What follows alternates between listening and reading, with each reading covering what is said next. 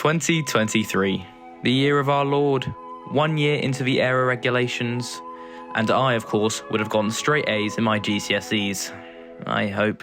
Now, I probably should be revising for them, but instead, I've decided to share with you my 2023 driver lineup predictions. Sorry about that. Let's get into it. First, let me remind you of the 2022 driver lineup. We will have Alex Albon back at Williams with Nicholas Latifi, and Mazepin and Schumacher still at Haas.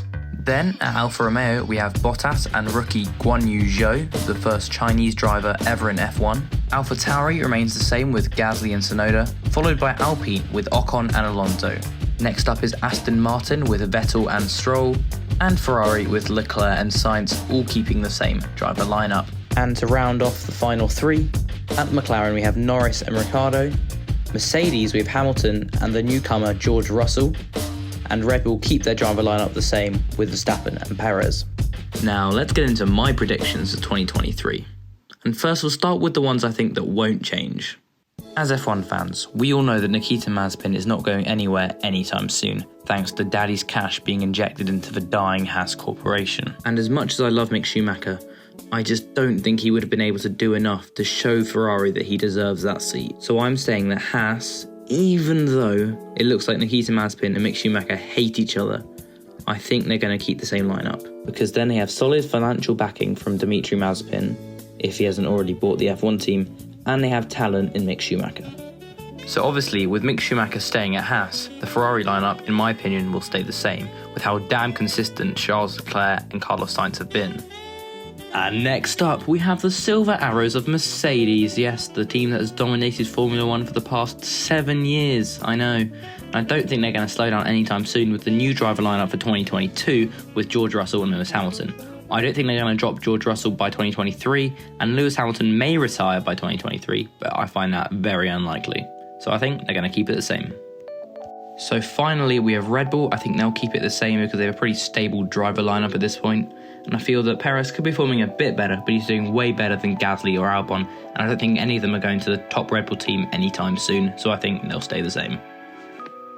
Okay, onto the ones I think will change. Now obviously you can tell I think most of the grid will have at least one new driver for 2023. I think because of the new aero regs, and it'll be 1 year into it, I think everyone will be settled and the driver market will explode, so let's see what I think. Okay, so here's a bit of a hot take. I feel that Alfa Romeo will keep Bottas, but they will drop Guan Yu Zhou, and here's why. You see, currently in F2, they have a young protege, Théo Pourchaire, who is doing incredibly for a rookie, and he's only 18 years old. That's like me in 2 years. Okay, so Alfa's number one priority right now is to get Théo into F1, but in my opinion, and also in Alfa's opinion, I think, he's not quite ready to come into F1. So if he has 1 more year in F2, I think he'll be absolutely amazing in F1. And right now, they'll need a little filler driver with a bit of money, that being Guan Yu Zhou, to fill the 1 year gap they need for some driving. But I hear some of you calling out, but Connor, isn't Guan Yu Zhou an Alpine Academy driver? Surely he can just move to Alpine in 2023. And to you, I have something to say. Oscar Piastri. This guy's a rookie and is currently leading F2 compared to Guan Yu Zhou, who's been in F2 for like 3 years now and is only second. And that's why I think Alfa Romeo will drop Guan Yu Zhou at the end of 2022 and announce Théo Pourchaire as their new driver for 2023. I feel with the experience of Valtteri Bottas and the rising star of Théo Pourchaire in Alfa Romeo, they could be brilliant and work their way up the midfield. Okay, next up we have Alpine. And I know I've already kind of spoiled this one, but oh well.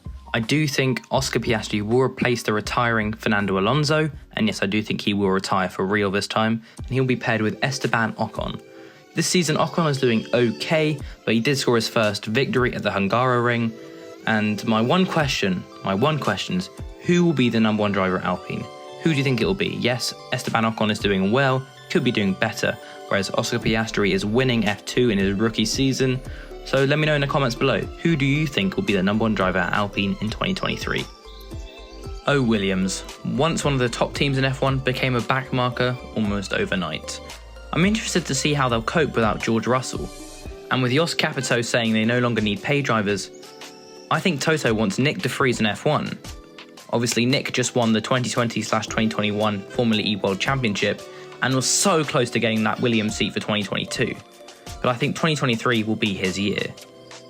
That also means Latifi will bite the dust. I don't think his F1 campaign blew anyone's socks off, but he did it all right considering the car. I just don't think he's done enough to keep that seat. Next is AlphaTauri. I still think Tsunoda will be there in 2023, as I think he still needs to find his footing in F1. But who will partner him? I think he'll be joined by rookie Liam Lawson. Yes, he's not doing amazingly in F2, but he has the most potential out of all the Red Bull Junior drivers. Yes, he's had some bad luck this year, but with one more year in F2, I think he could easily find a way into F1. Aston Martin, as Lawrence Stroll would say, is planning on making it to the top of F1. I think Sebastian Vettel's on his last days, and we know that Stroll has that seat for as long as he likes. So I'm predicting that Vettel will retire at the end of 2022, and to fill that gap will be... Daddy Avocado? Yes, the avocado man himself. I think that McLaren, as much as I love him there, isn't working out for him. So I think he'll try his luck at one more new team, that being Aston Martin. Will he perform like he did at Red Bull? I don't know, but I guess we'll see. Finally, we have my favourite team, McLaren. Lando is the poster boy for the team, and Zach Brown won't let him out of his sight, so I think Lando's in it for the long run. As for the second driver, I think after the disappointing stint of Daniel Ricciardo, I do still love you though, I think they need a new face who is capable of winning races and has experience of being at a top team, even though it was for like half a season. If you haven't guessed it by now, it's the Gas man himself, Pierre Gasly. After what will be almost 5 years at AlphaTauri, he'll want something new, and I think McLaren is perfect for him. It's a chill team with expectations of being relatively near the top, which is what Gasly's already doing in an AlphaTauri. Therefore, I think the 2023 driver lineup for McLaren will be Lando Norris and Pierre Gasly. So, to summarise, Haas will have a driver lineup of Nikita Mazepin and Mick Schumacher, Alfa Romeo will have Valtteri Bottas and Théo Pourchaire, Williams will have Alex Albon and Nick de Vries, AlphaTauri will have Yuki Tsunoda and Liam Lawson, Alpine will have Esteban Ocon and Oscar Piastri, Aston Martin will have Daniel Ricciardo and Lance Stroll, Ferrari will have Charles Leclerc and Carlos Sainz, McLaren, Gasly and Norris, Red Bull will have Perez and Verstappen, and to finish it off, Mercedes will have George Russell and Lewis Hamilton. So that's it. That's my thoughts on what the 2023 grid could look like. But let me know, what do you think the 2023 driver lineups will be? And if you've watched this far into the video, please consider subscribing. It only takes a few seconds and it's free. You can always unsubscribe if you really hate me. Anyway, I'd like to thank you for watching. I've been Connor, and I'll see you later.